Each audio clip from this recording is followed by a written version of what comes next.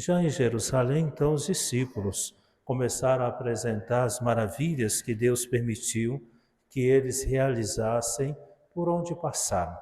Mas ficou a controvérsia: devem aqueles que não eram judeus tornarem-se judeus e depois cristãos e, portanto, se submeter ao rito de circuncisão?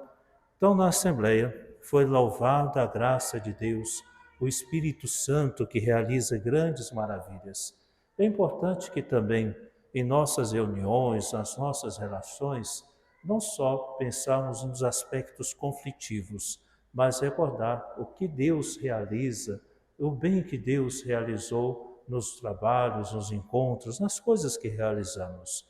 Recordo e mais uma vez insisto com vocês. Ao fazermos exames de consciência, não fiquemos só destacando aquilo que foi pecado, aquele bem que eu deixei de fazer, que é muito importante, um exame de consciência para que nos tornemos mais perfeitos no amor de Deus.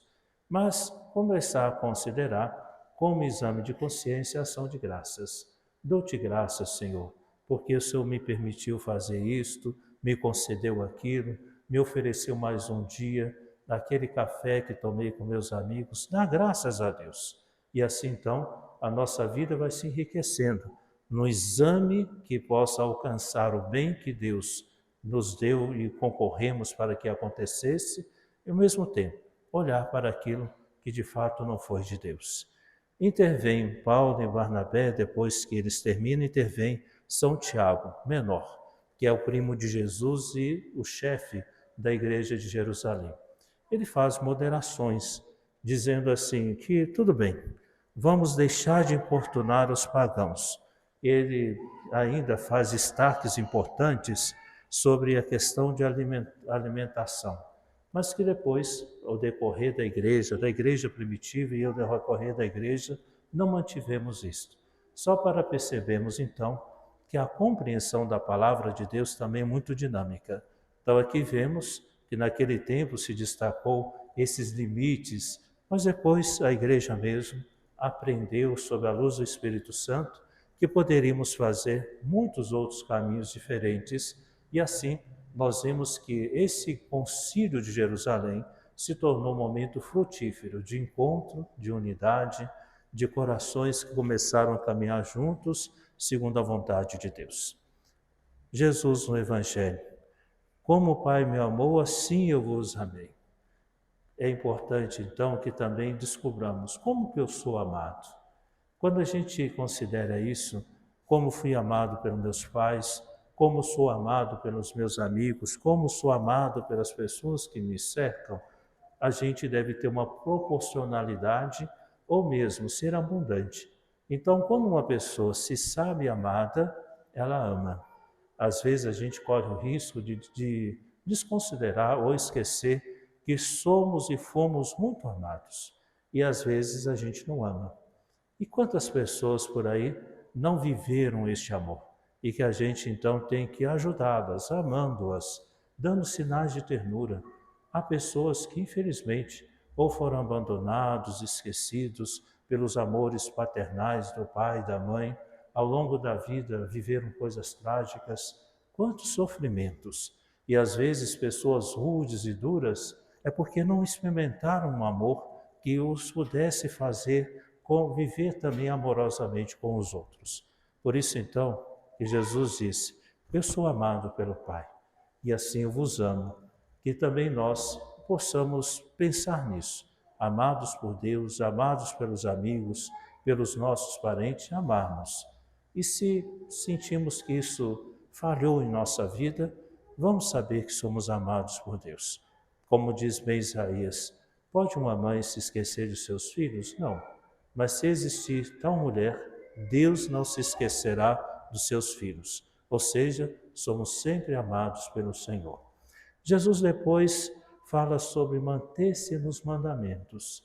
Recordem-se aqui que a gente pode confundir mandamentos com subserviência.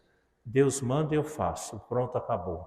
E às vezes a gente toma os mandamentos como coisas odiosas, como se roubasse a nossa liberdade. Se a gente começar a pensar que nos mandamentos Deus está mostrando o seu coração, aí sim a gente vai dizer, quero viver os mandamentos. Do primeiro ao terceiro, como amar a Deus. Do quarto em diante, Deus quer que nos amemos uns aos outros. Portanto, a gente tem que pensar assim, em tudo Deus quer ser amado. Quando nós nos dirigimos a Ele e quando nos voltamos para as pessoas. Portanto, amar sempre e perceber o amor de Deus. Então, assim, quando Jesus diz, eu vivo os mandamentos do Pai, não é porque ele está numa jaula ou perdeu a liberdade ou é subserviente, mas que ele compreendeu o verdadeiro sentido do amor. E termina Jesus associando a tudo isso a alegria. De fato, que alegria nós experimentamos quando a gente descobre o jeito de alguém e a gente faz aquilo que a pessoa gosta. Pode, para o olhar de alguém que está fora, parecer assim, você está vivendo sob a vontade dessa pessoa. Mas aquele que vive diz, mas isso me deixa tão feliz e vejo que aquele bem que eu faço àquela pessoa também a torna feliz. Então vejam, a verdadeira liberdade é quando a gente descobre o coração de Deus e o coração das pessoas. E vivemos na verdadeira e doce liberdade de procurar fazer o bem e, ao mesmo tempo, de corresponder o amor com que somos amados. Filhos e filhas amados de Deus, vamos pedir a Deus nosso Senhor que a gente tenha essa graça de amar de verdade, de não ter medo de amar e, sobretudo, permitir que Deus nos ame e as pessoas também nos amem, para que assim no encontro de corações se unam o céu e a terra. Nossa Senhora, interceda por nós na nossa caminhada. Estamos celebrando Santa Rita de Cássia. O seu esposo foi um homem muito violento e ela sofreu muito em suas mãos e, infelizmente, são coisas que se repetem até hoje. Ela é invocada como a santa de causas impossíveis, por causa dessas situações que ela viveu na vida matrimonial. Mas Santa Rita de Cássia conseguiu que seu esposo se aproximasse de Deus. Então também não vamos desistir de ninguém. Mesmo ele sendo um homem tão violento, ela com orações, apresentando-se a Deus, conseguiu que aquele homem se convertesse. Seus filhos e seu esposo, infelizmente, foram assassinados. Santa Rita de Cássia depois entrou para um convento e ali terminou os seus dias. Tenhamos sempre esperança e rezemos para que as pessoas que passam por essas tribulações encontrem em Deus o verdadeiro sentido e a força necessária para converter os corações que se encontram afastados de Deus.